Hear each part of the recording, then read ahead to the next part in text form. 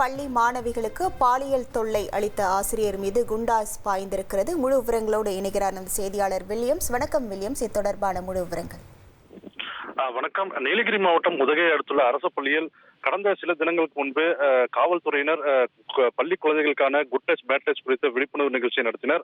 அப்பொழுது விழிப்புணர்வு நிகழ்ச்சியை முடித்து கிளம்பும் பொழுது ஒரு மாணவி இங்கு பணியாற்றும் அறிவியல் ஆசிரியர் செந்தில்குமார் தங்களிடம் தகாத இடங்களில் தொடுவதாக காவல்துறையினரிடம் புகார் அளித்தார்.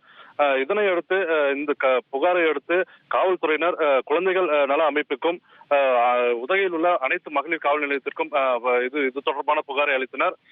புகாரின் அடிப்படையில் விசாரணை நடத்தியதில் 20க்கும் மேற்பட்ட குழந்தைகளுக்கு அறிவியல் ஆசிரியர் செந்தில்குமார் பாலியல் சீண்டல் கொடுத்தது உறுதியானதை அடுத்து அவர் கைது செய்யப்பட்டார்.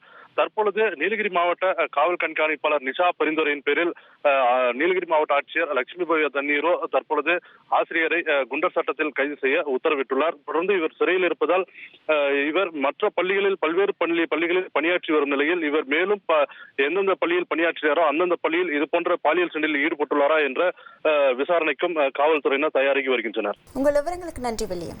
உங்கள் தந்தி1 தொலைக்காட்சியில் யார் சனிக்கிழமை தோறும் இரவு 8 மணிக்கு காண தவறாதீர்கள்.